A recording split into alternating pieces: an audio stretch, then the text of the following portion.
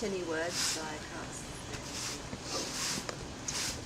But there is one person whose name is remembered individually. And this man was called Janos Kolchak. I don't know if any of you involved in education have heard about him.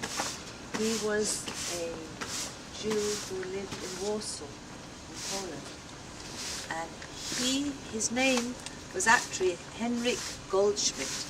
He was assimilated, an assimilated Jew. He was a great educationalist. He wrote books about children. He wrote a book, How to Love a Child. He was very progressive for his time. You know, nowadays we look at children as individuals, not as sort of an adult in embryo. You know, he was ahead of his time, and he said, each child is a person in himself. He's not just an adult in the making, and he has his own qualities. And so in his schools and orphanages that he founded, it was very democratic, and we're talking about, you know, the 1930s, 1940s. We're talking about a time in his schools where children had children's councils. He was alongside the child, not over the child. So one of his famous books was How to Love a Child.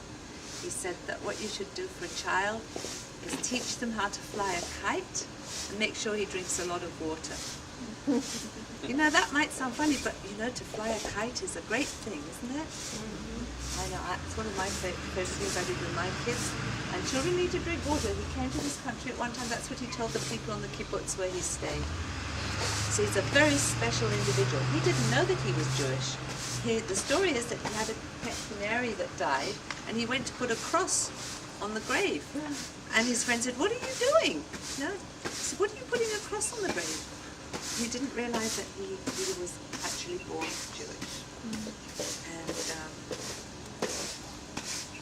when the Nazis went into Poland and shut people up in ghettos, he and his orphanage were imprisoned in the Warsaw Ghetto.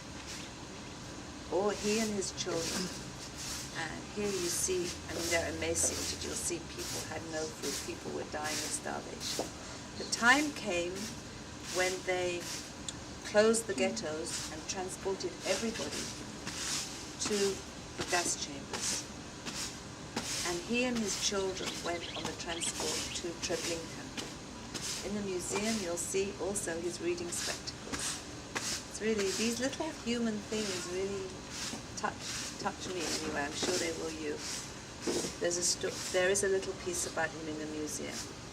And here we remember Janos Kolchak, who went to the gas chambers with his children. He easily could have saved himself. He was a celebrity in Poland. He was a very well-known and respected figure. And he went to his death with his children. And he's not the only one. It's not that there weren't others. He's just possibly the most famous person, that the name that many people anyway have heard of. And you can ask yourself, what is he thinking? It's a very powerful sculpture.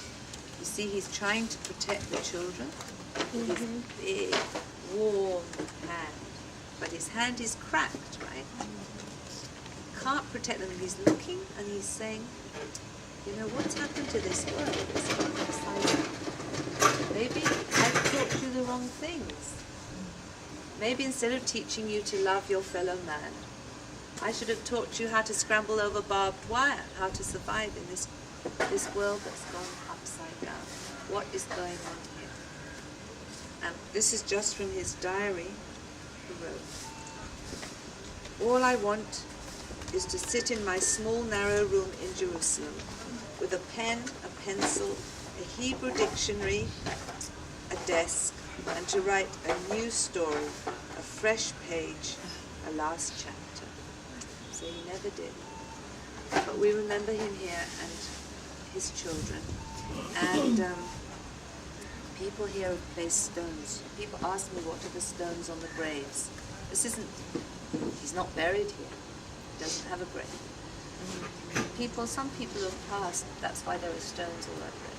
They've taken a piece of this gravel and placed it on there. people visit a Jewish grave places still. It's a sign that you've been there. I sometimes think, well, it's something very hard and eternal. We tend less to put flowers on graves.